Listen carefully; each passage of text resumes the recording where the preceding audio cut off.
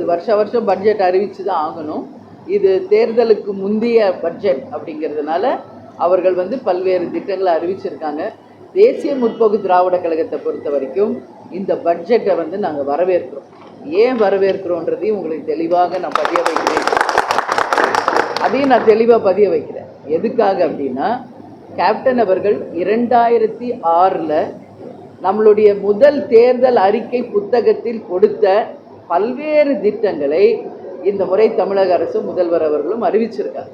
அதற்காக தமிழக அரசுக்கு நாங்கள் நன்றி சொல்ல கடமைப்பட்டிருக்கோம். ஏன்னா நீங்கள் நேற்று பார்த்துருப்பீங்க, வேளாண் நிதிநிலை அறிக்கையில் இங்கே இருக்கின்ற ஒரு 5000 விவசாயிகளை வளர்ந்த நாடுகளுக்கு அழைத்து சென்று இப்போ இருக்கிற லேட்டஸ்ட் டெக்னாலஜி படி எப்படிலாம் வந்து அக்ரிகல்ச்சரில் டெவலப் பண்ண முடியும் அப்படிங்கிறத அவங்களுக்கு விளக்கும் வகையில் ஜப்பான், சைனா போன்ற பல்வேறு நாடுகளுக்கு அழைத்து செல்வோம் என்று ஒரு அறிவிப்பு நேற்று வந்தது. இது கேப்டன் அவர்கள் 2006 எங்களுடைய தேர்தல் அறிக்கை புத்தகத்திலேயே அன்னைக்கு இதை நாங்கள் வெளியிட்டது தான். அது மாதிரி தான் ரேஷன் பொருள் தேடி வரும்.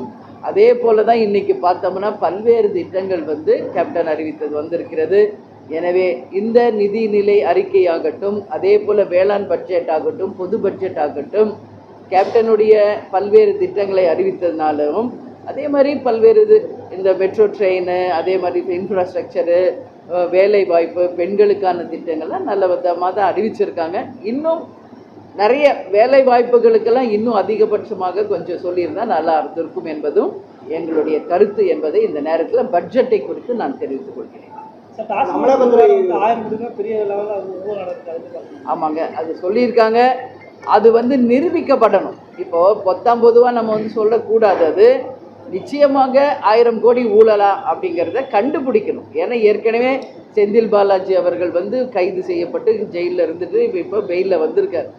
எனவே இந்த ஊழல் என்பது உண்மையான ஒரு விஷயமா என்பதை அமலாக்கத்துறை கண்டறிந்து நிச்சயமாக மக்களுக்கு தெளிவுபடுத்தணும்னு சொல்லி நான் கேட்டுக்கிறேன். சரிங்களா? ஓகே. அதே மாதிரி மும்மொழி கொள்கையை பற்றி நான் சொல்லிட்டேன். நிறைய இடங்களில் தமிழ் வந்து தமிழ்நாடு முழுக்க கட்டாயமாக்கப்பட வேண்டும். அதில் எந்த மாற்று கருத்தும் இல்லை. அன்னை மொழி காப்போம், அனைத்து மொழியும் கற்போம் என்பது தான் கேப்டனுடைய எப்பொழுதுமே ஒரு கொள்கையாகவே சொல்லிக்கிட்டு இருந்தார். அதுதான் எங்கள் நிலைப்பாடு. தொகுதி சீரமைப்பு என்ற பேரில் நம்மளுடைய 40 பாராளுமன்ற தொகுதியை மாற்றினால் நிச்சயமாக மத்திய அரசை எதிர்த்து தமிழக அரசுடன் கைகோர்த்து தமிழகத்திற்காகவும் மக்களுக்காகவும் நாங்களும் உரிமையாக போராடுவோம் என்பதையும் இந்த நேரத்தில் தெரிவிச்சுக்கிறேன். தமிழ் மொழி கட்டாயமாக்கப்பட வேண்டும் என்பதையும் இந்த நேரத்தில் எங்களுடைய கருத்தாக நான் பதிய வைக்கிறேன். நன்றி, வணக்கம்.